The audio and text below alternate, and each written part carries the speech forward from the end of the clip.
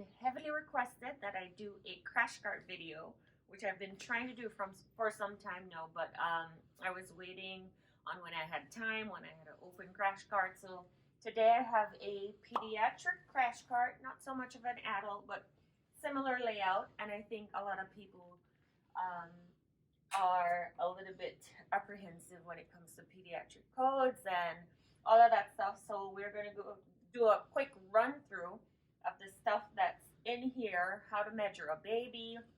I couldn't find my baby, so we're going to use this pillow. And so the first thing is, once you have a baby, there's a code. The first thing you're going to need is your Brazil tape. Now, this is kind of looking a little different, and your tape, I don't know if you have the same crash cart, but your tape is now kept here, and it looks like this now. So it has the start here, so you always measure the baby from where it says start, so that's the head, and you end at the heel, not at the toes. So you would come like so at start, go on down. You can move in closer, Chrissy, so they can see. So this baby would be 5 kilos, so that would be the gray, and 5 kilos. So you would then look at your crash cart, and if you look, it says pink red here, but it also has gray. It's not a gray draw, but that's gray. So everything that you'd need for your baby for that weight would be in this draw. All your meds are in the top draw for every age, right? Next most important thing is the binder for your crash cart drug calculation sheet. So if your baby is 5 kilos, see, it's all by weight. So weight is 2 kilos, 3 kilos. So you literally go to 5 kilos.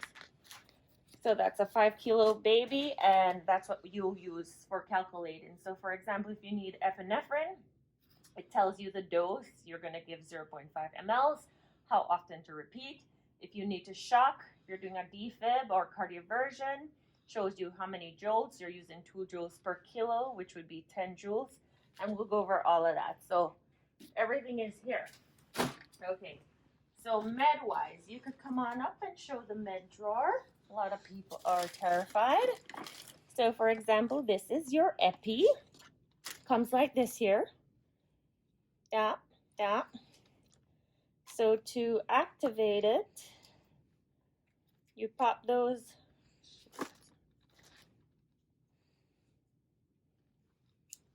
Oops. Darn it. Boy. We'll see if this was a serious code, then we'd be in trouble. You pop that part out. Okay, so that was the epi. We took the cap off like so. And then you have your stop clock or whatever they call it. You connect that right here. And then this would be go into your patient. And then you would connect your 3 ml syringe right here. And that's how you would drop your medication. So if you had to give, I don't know, 0.5 of whatever.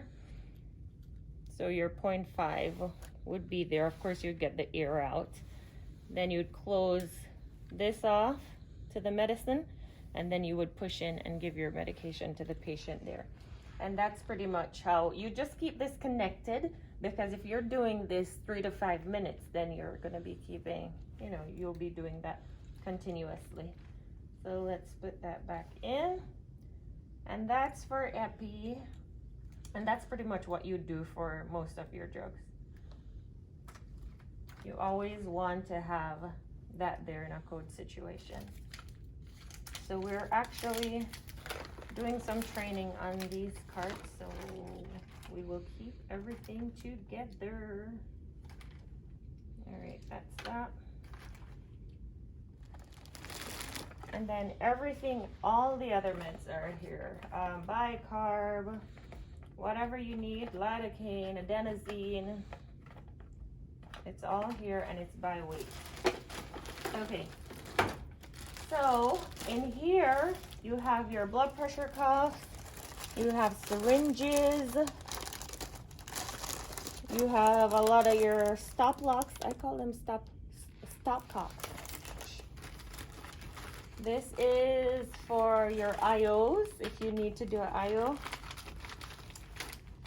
This is an intubation module. So if you're intubating, all of that is here. This is oxygen delivery module, so all your oxygen supplies. You have stuff for tube feeding. You've got all your ET tube, and this again is for sized 4 or 5 kilo baby, so this is what we would use. And then over here, in case you have to do like positive pressure PEEP or all of that stuff, that's respiratory. We're not going up there. You've got the U bags, and then you have your glidoscope, pulse ox, and all that stuff. So pretty much all these drawers are literally the same exact thing, just for different weight. And then at the bottom, you have your EZ-IO, you have your fluids, you have your chest and sternal EZ-IO if you have to do a sternal. And this is McGill forceps. Yep, those are important. And pretty much that's it. On the top part of your, come on in girl, don't be scared of me.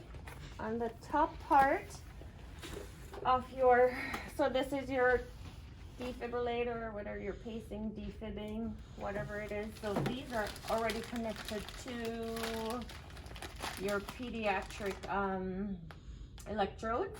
So to put them on, bam, it tells you that goes in the front of the chest, that goes on the back. So that's your kid there. You will connect it just as it said. I can't be bothered to pull them off. If you're gonna say defib, so you're gonna, right now you're at off. If you're monitoring a patient, then you put it to monitor, which is in the gray. If you're gonna defib, then you go to defib, and you're gonna select your energy. And this tells you, so for the 5 kilo kid, we would be defibbing at 10 joules, since it's 2 joules per kilo. So then we're gonna move our energy. It's automatically set to 70, so you wanna make sure that you move down, and then you go to 10, so selected 10 by moving this. Then you're gonna charge, press charge, red light, clear all the patient. I won't shock, but then you press shock, and that's what you do. If you're pacing, you go to pacer, and then you could select your output down here and make sure you're capturing. And that's it. You have your suction canister, sharps container, oxygen over there, and then normally you have a backboard on the back of here. You have all your ammo bags here, batteries, different size cuffs, and that's pretty much it. If you guys have any questions or any other video suggestions, hopefully I get this edited in a timely manner, then just leave me a comment, and don't forget to like and subscribe. I'll see you guys soon.